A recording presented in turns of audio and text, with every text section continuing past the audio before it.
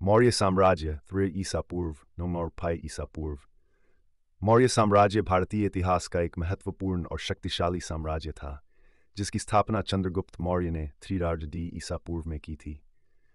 यह साम्राज्य भारतीय उपमहाद्वीप के अधिकांश हिस्सों पर शासन करने वाला पहला बड़ा साम्राज्य था।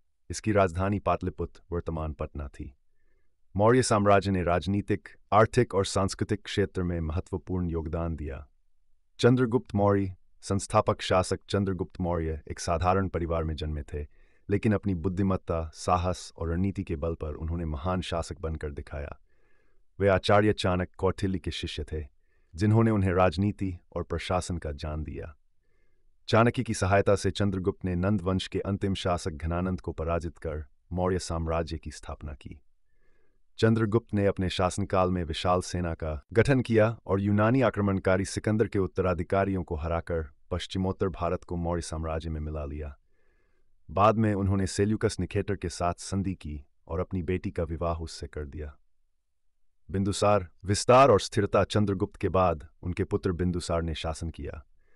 बिंदुसार ने साम्राज्य को और भी मजबूत किया और कई नए क्षेत्रों पर विजय प्राप्त की। उनके शासनकाल में साम्राज्य में शांति और समृद्धि बनी रही। अशोक महान धर्म और शांति का युग बिंदुसार के पुत्र अशोक महान मौर्य साम्राज्य के सबसे प्रसिद्ध शासक थे। अशोक ने दूसरे 3 ईसा पूर्व में सत्ता संभाली और अपने शासन के प्रारंभिक वर्षों में कई युद्ध लड़े। लेकिन कलिंग युद्ध 2 ईसा पूर्व की विनाशकारी हिंसा ने उनके हृदय को बदल दिया। उन्होंने बौद्ध धर्म को अपनाया और अहिंसा तथा दया के सिद्धांतों का प्रचार किया। अशोक ने अपने संदेशों को पत्थरों और स्तंभों पर खुदवाया, जिन्हें अशोक के शिलालेख कहा जाता है। उन्होंने सामाजिक कल्याण, धर्म, नैतिकता और शांति के सिद्धांतों को बढ़ावा दिया। अशोक का शासन भारतीय इतिहास में धर्म, कला और संस्कृति के स्वर्णिम युग के रूप में जाना जाता है। मौर्य साम्राज्य की विशेषताएं। प्रशासनिक व्यवस्था। मौर्य साम्राज्य का प्रशासनिक ढांचा मजबूत और संगठित था।